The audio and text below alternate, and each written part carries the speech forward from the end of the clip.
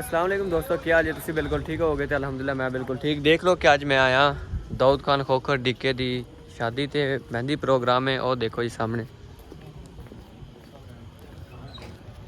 और देखो जी डीके खड़ा है तो इंशाल्लाह जाके मुलाकात करते हैं जी। और देखो रात भाई साढ़े नाल ने खाना खा रहे हैं तो खाना खाने तो बाद इंशाल्लाह फंक्शन शुरू होगा तो उस तो बाद आप मिलते हैं। बाकी सारे व्यूवर्स को अपना फंक्शन अटेंड करावांगे, दिखावांगे।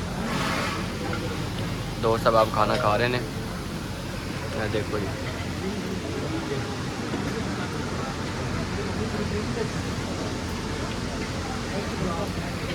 साढ़े नाल भाई आए ने तो इंशाल्लाह जाना तांदले वाले ने सब तो मशहूर स्टूडियो एजी स्टूडियो वाले भी तशरीफ लैके आ गए। इन्हों के कैमरामैन, इन्हों की टीम बहुत अच्छी, बहुत ही बेस्ट इन्हों की क्वालिटी है तो बहुत ही अच्छी मूवी बनाते हैं। तुम इंशाल्लाह इन्होंने भी रबता करना है कि कोई फंक्शन अटेंड करना तो रबता लाजमी करना है। बाकी इकरार भाई तो मैं बैठे से खाना खा रहे हैं, खाना खा लो तो बाद सारा व्यूवर आप भी है बाकी सारा व्यू चेक करावा। देख लो तुम पिछले देखो सारे दोस्त अब आप खाना खा रहे हैं।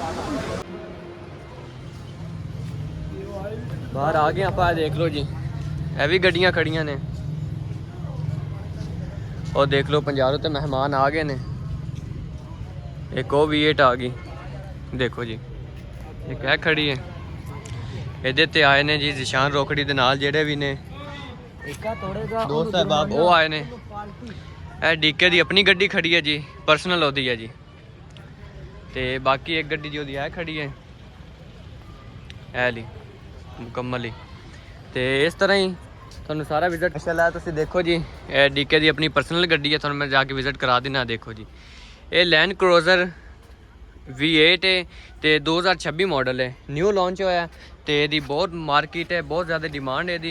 यह देखो जी बाकी एक और नाल ही खड़ी है जी, उधर तुहानू विजिट कराना मैं सारा आ गए जी।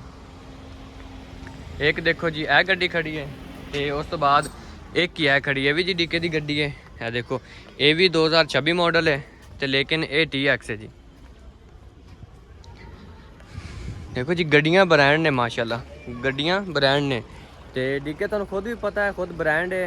तो SK सादक खान दे नाल हुंदे ने कोयटा दे विच, इस्लामाबाद हुंदे, रावलपिंडी हुंदे ने। इस वजह करके डीके ने अपनी इनवाइट किया कि तुसीं मेरे को आओ तो लाजमी आओ। तो मैं अज पहुँच आया क्योंकि अज 6 तरीक है। जिशान रोकड़ी आ रहा है इत्थे गुलूकार सिंगर तो तुहानू सारा विजिट कराने इंशाल्लाह पहुँच। बाकी वो तुसीं देखो डीके वो खड़ा होया जी क्योंकि उनकी अपनी शादी है। जो भी मेहमान बाब आ रहे हैं उन्होंने खुद ही डील कर रहे हैं तो अपने नाल बहुत अच्छे ने। तो उन्होंने परसनली इनवाइट किया भी आसिफ भाई तुसीं लाजमी पहुँचना है तो मैं अज आ गया।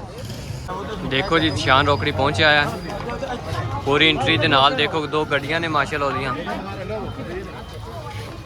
देखो जी जिशान रोकड़ी साहब पहुँच आया। देखो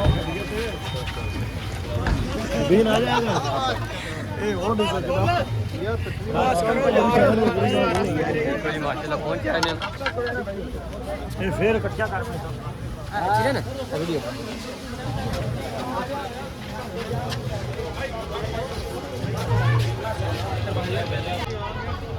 माशाल्लाह। देख लो जी जिशान रोकड़ी के नाल मेहमान अब आप और भी पहुंचे आए ने।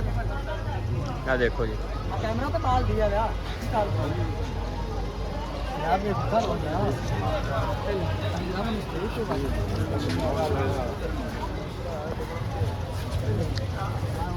अस्सलाम वालेकुम, क्या हाल है जी?